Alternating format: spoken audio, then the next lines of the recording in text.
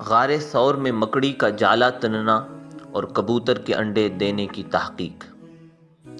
رسول اللہ صلی اللہ علیہ وسلم جب ہجرت کے موقع پر غار ثور میں تشریف لے گئے تھے، کیا اس وقت مکڑی نے غار کے دہانے پر جالا تن دیا تھا اور کبوتر نے انڈے بچے دے دیے تھے؟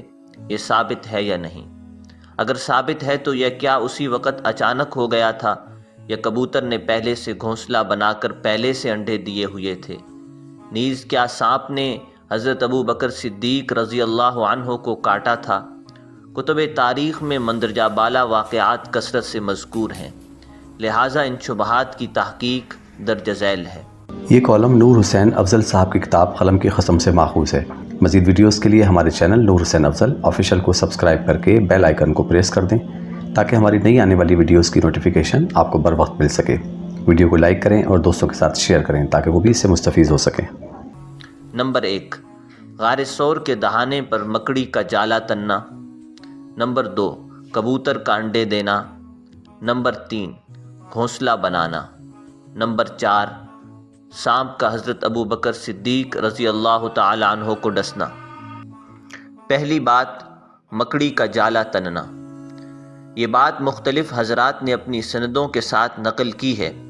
مثلا امام بیہقی رحمہ اللہ نے فرمایا: وَأَمَرَ اللَّهُ الْعَنْكَبُوتَ فَنَسَجَتْ فِي وَجْهِ النَّبِيِّ صلی اللہ علیہ وسلم فَسَتَرَتْهُ۔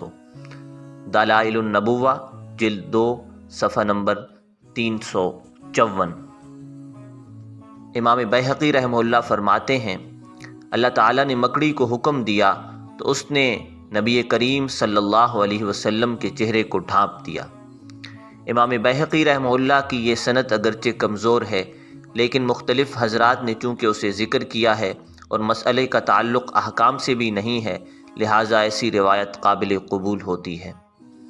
دوسری بات، کبوتر کا انڈے دینا۔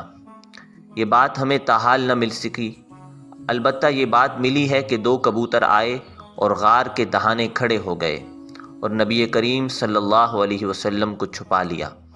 امام بیہقی رحمہ اللہ کی روایت ہے: وَأَمَرَ اللَّهُ حَمَامَتَيْنِ وَحَشِيشَتَيْنِ فَوَقَفَتَا بِفَمِ الْغَارِ۔ دلائل النبوہ جلد 2 صفحہ نمبر 354۔ اور خدا نے 2 جنگلی کبوتروں کو حکم دیا تو وہ غار کے منہ میں کھڑے ہو گئے۔ تیسری بات، کبوتر کا گھونسلہ بنانا۔ اس بات کو بھی کئی حضرات نے نقل کیا ہے۔ امام مقریزی رحمہ اللہ نے فرمایا: وَعَشَّشَتْ حَمَامَتَانِ عَلَى بَابِ الْغَارِ۔ امتاع الاسماء جلد 1 صفحہ نمبر 40۔ ترجمہ: 2 کبوتروں نے غار کے آگے گھونسلہ بنایا۔ چوتھی بات، سانپ کا ڈسنا۔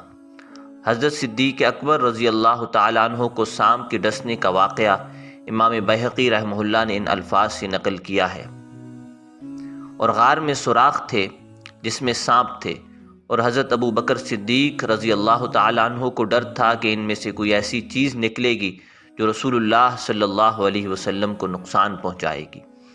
دلائل النبوہ جلد 2 صفحہ نمبر 351۔ اس کے علاوہ یہ کہ انڈے دینے کا واقعہ اچانک ہو گیا تھا یا پہلے سے گھونسلہ بنا ہوا تھا، اس کے بارے میں عرض ہے کہ اس طرح کے مدد و نصرت کا ظاہر ہونا ہے ایک غیبی معاملہ ہے یہ، اور اس میں ظاہری اسباب کو نہیں دیکھا جاتا۔ انڈے دینے والا واقعہ تو ہمیں نہیں مل سکا، لیکن مکڑی کا جالا تننا اور کبوتر کا گھونسلہ بنانا اور پھر غار کے دہانے ایسی جگہ کھڑا ہونا جس کی وجہ سے رسول اللہ صلی اللہ علیہ وسلم نظر نہ آئے، یہ سارے واقعات کا تعلق بھی عام معاملات سے نہیں ہے۔ اسی لیے جن روایات میں ان کا تذکرہ ہے، اس میں اس بات کے ساتھ امر اللہ کے الفاظ بھی مذکور ہیں کہ اللہ کے حکم سے ایسا ہوا۔ یہ عام اتفاقات نہیں تھے۔ اگر انڈا دینے کا واقعہ درست بھی ہو تو ممکن ہے کہ وہ بھی حکم خداوندی سے اسی وقت ہوا ہو، اس کا عقل میں آنا ضروری نہیں۔ اللہ تعالیٰ کامل قدرت والے ہیں، جب باقی کام خلاف عادت کر سکتے ہیں تو انڈے دینے والا واقعہ خلاف عادت ہو سکتا ہے۔ ہماری یہ ویڈیو آپ کو کیسی لگی؟